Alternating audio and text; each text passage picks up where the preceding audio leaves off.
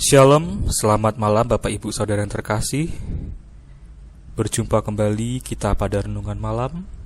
Dan untuk malam hari ini diberi judul Teruslah Bertumbuh, yang terambil dari Lukas 13 ayat 6 sampai 9. Perumpamaan tentang pohon ara yang tidak berbuah. Lalu Yesus mengatakan perumpamaan ini.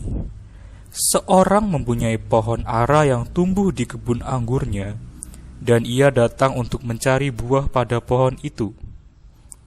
Tetapi ia tidak menemukannya. Lalu ia berkata kepada pengurus kebun anggur itu, "Sudah 3 tahun aku datang mencari buah pada pohon ara ini, dan aku tidak menemukannya. Tebanglah pohon ini. Untuk apa ia hidup di tanah ini dengan percuma?" Jawab orang itu, "Tuan, biarkanlah dia tumbuh tahun ini lagi. Aku akan mencangkul tanah sekelilingnya dan memberi pupuk kepadanya. Mungkin tahun depan ia berbuah, jika tidak, tebanglah dia." Saudara yang terkasih, setelah makan, biasanya kita menyantap buah-buahan ya, karena 4 sehat 5 sempurna, di dalamnya juga terkandung buah. Setiap buah mungkin tidak memiliki rasa atau tekstur yang sama. Ada yang manis, ada yang asam, ada yang sedikit pahit, ada yang asam kemanisan, dan begitulah. Dan pada renungan malam hari ini, bagaimana kita harus terus berbuah, dan berbuah dengan menghasilkan rasa yang enak, rasa yang ingin dinikmati oleh orang lain.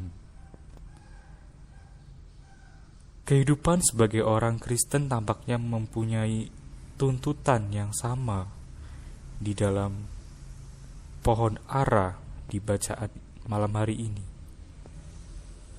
Setelah dilahirkan kembali, iman orang-orang Kristen terus dituntun untuk bertumbuh dalam Yesus. Sama halnya dalam pertumbuhan jasmani, iman yang tidak bertumbuh pun akan tidak elok dipandang. Inilah siklus pertumbuhan pada umumnya. Namun Yesus meminta orang Kristen tidak hanya bertumbuh, tetapi juga berbuah. Lalu berbuah yang seperti apa di dalam iman Kristen? Jika kita membaca surat Galatia 5 ayat 19, di situ tertera ada 9 buah-buah roh. Dan buah itu diberikan untuk orang-orang yang hidupnya dituntun oleh Roh Kudus. 9 buah ini bukan pilihan, tetapi menjadi satu kesatuan yang tidak bisa dipisahkan. Haruslah kita mengembangkan 9 buah-buah roh ini. Kita jangan hanya memupuk kualitas pada salah satu buah saja, tetapi kita harus saling melengkapi satu sama lain dalam ke-9 buah-buah roh itu. Contohnya kita hidup dalam kesabaran, namun hidup kita saling mencela orang lain, sering iri terhadap orang lain. Mungkin lebih fatal jika kita membela diri jika gagal mengembangkan buah-buah roh yang lain.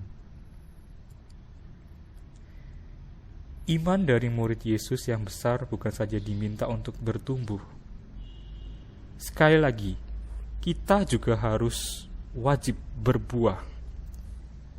Buah yang dihasilkan pun juga harus bermanfaat bagi orang lain, orang di sekitar kita, ataupun bagi keluarga kita. Buah yang memberi kenikmatan, rasa enak, damai, sukacita, dan kenyamanan.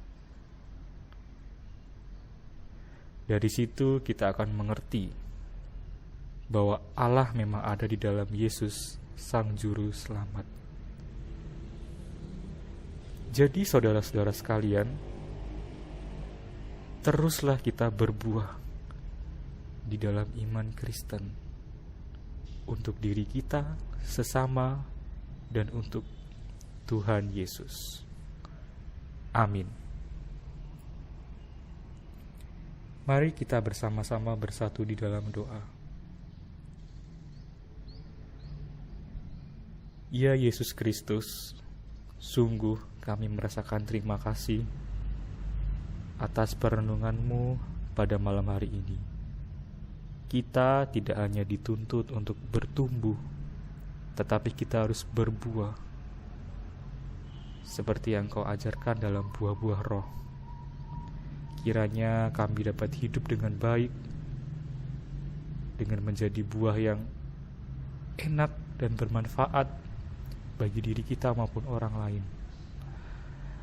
Terima kasih ya Tuhan. Dalam nama Tuhan Yesus, kami telah berdoa dan mengucap syukur. Amin. Selamat malam dan selamat beristirahat. Tuhan Yesus memberkati kita semua. Haleluya.